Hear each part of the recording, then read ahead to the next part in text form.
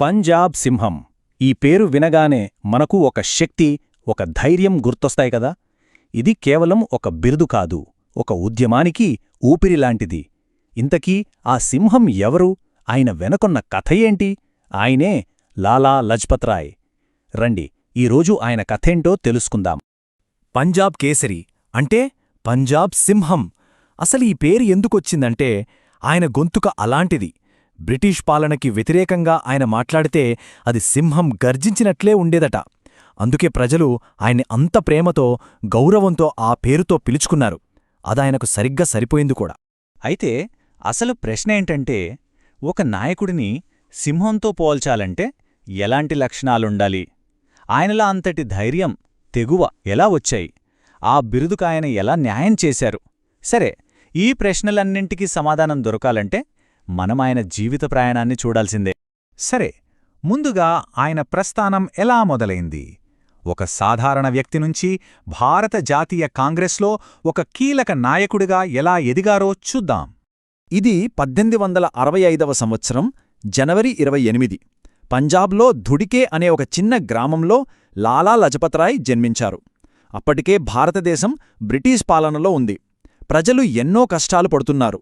సరిగ్గా అలాంటి సమయంలో ఆయన పుట్టుక మన స్వాతంత్ర్య పోరాటానికి ఒక కొత్త అధ్యాయాన్ని మొదలుపెట్టింది అని చెప్పొచ్చు. అయితే ఈ పోరాటంలో ఆయన ఒంటరి కాదు. ఆయనకు తోడుగా మరో ఇద్దరు అగ్ని కణాల్లాంటి నాయకులు ఉన్నారు. వాళ్లే బాల గంగాధర తిలక్, బిపిన్ చంద్రపాల్. వీళ్ల ముగ్గుర్ని కలిపి లాల్ బాల్ పాల్ త్రయం అని పిలిచేవారు. వీళ్ల ప్రత్యేకతేంటంటే బ్రిటిష్ వాళ్లని బ్రతిమాలుకోవడం కాదు, పోరాడి హక్కులు సాధించుకోవాలి అనేవాళ్లు. వీళ్ల రాకతో ఉద్యమం ఒక్కసారిగా వేడెక్కింది. సరే, కేవలం నిరసనలు, పోరాటాలే కాదు, అసలు స్వాతంత్ర్యం ఎలా సాధించాలి అనే దానిపై ఆయనకొక స్పష్టమైన విజన్ ఉండేది. భారతదేశం కోసం ఆయన కన్న కలలేంటి, ఆయన వ్యూహాలేంటి, వాటి గురించిప్పుడు చూద్దాం. ఆయన నమ్మిన అతిపెద్ద ఆయుధమేంటో తెలుసా? స్వదేశీ ఉద్యమం. అంటే చాలా సింపుల్. బ్రిటిష్ వాళ్ల వస్తువుల్ని కొనద్దు, మన దేశంలో మనవాళ్లు తయారుచేసిన వస్తువులనే వాడాలి. దీని వెనుక పెద్ద ప్లానుంది. ఇలా చేస్తే ఏమవుతుంది? మన దేశ డబ్బు మన దగ్గరే ఉంటుంది, మన పరిశ్రమలు బలపడతాయి. అదే సమయంలో బ్రిటిష్ వాళ్ల వ్యాపారం దెబ్బతింటుంది. ఆయన ఆలోచన కేవలం రాజకీయ స్వాతంత్ర్యంతో ఆగిపోలేదు. దేశం నిజంగా బలంగా ఉండాలంటే పునాదులు గట్టిగా ఉండాలి అని నమ్మారు. దానికోసం ఆయన 3 ముఖ్యమైన స్తంభాల్ని గుర్తించారు. మొదటిది స్వదేశీతో ఆర్థిక స్వాతంత్ర్యం. రెండవది మన యువతకి సరైన దారి చూపించడానికి జాతీయ విద్య. ఇక మూడవది మన సమాజంలో ఉన్న లోపాలని సరిదిద్దడానికి సామాజిక సంస్కరణలు. ఈ 3 జరిగితేనే అసలైన స్వాతంత్ర్యం అన్నది ఆయన నమ్మకం. చెప్పడమే కాదు, ఆయన చేసి చూపించారు. దేశ భవిష్యత్తు యువత చేతుల్లోనే ఉందని గట్టిగా నమ్మారు. అందుకే మన సొంత నాయకులను తయారు చేయాలనే లక్ష్యంతో లాహోర్లో నేషనల్ కాలేజీని స్థాపించారు. చూశారా? విద్య అనేది స్వాతంత్ర్య పోరాటంలో ఎంత పదునైన ఆయుధమో ఆయనకు బాగా తెలుసు. ఇప్పటివరకు ఆయన ప్రస్థానం చూశాం కదా. ఇప్పుడు మనం ఆయన జీవితంలోని అత్యంత కీలకమైన చివరి ఘట్టానికి వచ్చేశాం.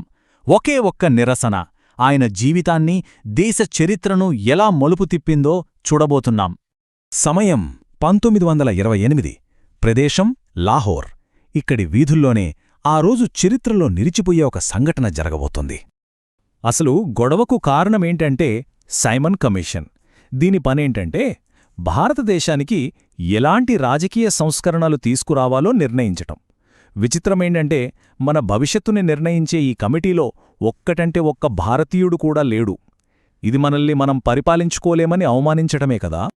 ఈ అన్యాయాన్ని, ఈ అవమానాన్ని సహించలేక లాలా లజ్పత్ రాయ్ ఒక శాంతియుత నిరసనకు పిలుపునిచ్చారు. వాళ్ల చేతుల్లో ఆయుధాలు లేవు, కేవలం నినాదాలు, అహింస మాత్రమే ఉన్నాయి.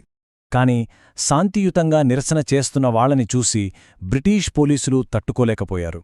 విచక్షణ లేకుండా కిరాతకంగా లాఠీలతో దాడికి దిగారు. ఒక్కసారిగా ఆ ప్రశాంత వాతావరణం ఆర్తనాదాలతో నిండిపోయింది. ఆ వీధులన్నీ రక్తంతో తడిసిపోయాయి. ఆ గుంపుకి ముందుండి నాయకత్వం వహిస్తున్న లాలా లజ్పత్ రాయ్ మీద పోలీసులు విరుచుకుపడ్డారు. ఆయన తీవ్రంగా గాయపడ్డారు. నిజానికి తన ప్రజలని కాపాడటం కోసం ఆ దెబ్బలన్నిటినీ ఆయనే ఎదుర్కొన్నారు. ఆ లాఠీ దెబ్బలు ఆయన శరీరాన్ని గాయపరిచాయి, నిజమే. కాని ఆయనలోని స్ఫూర్తిని, ఆయన గర్జనను మాత్రం ఆపలేకపోయాయి.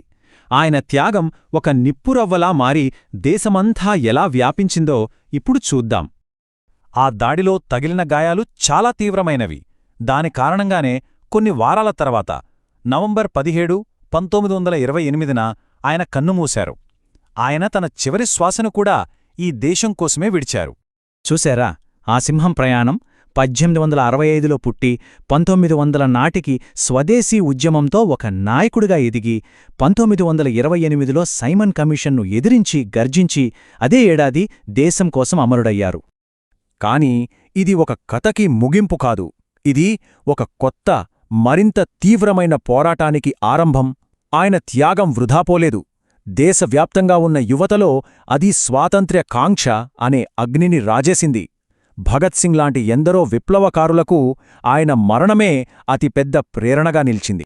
లాలా లజపత్ రాయ్ కథ మన ముందు ఒక పెద్ద ప్రశ్నను ఉంచుతుంది. అసలు ఒక వ్యక్తి చేసిన త్యాగం ఒక జాతి మొత్తానికి స్ఫూర్తిగా ఎలా మారుతుంది? బహుశా ఆయన జీవితమే ఈ ప్రశ్నకు సమాధానం. ఆ పంజాబ్ సింహం గర్జన మన స్వాతంత్ర్య పోరాట చరిత్రలో ఎప్పటికీ ప్రతిధ్వనిస్తూనే ఉంటుంది.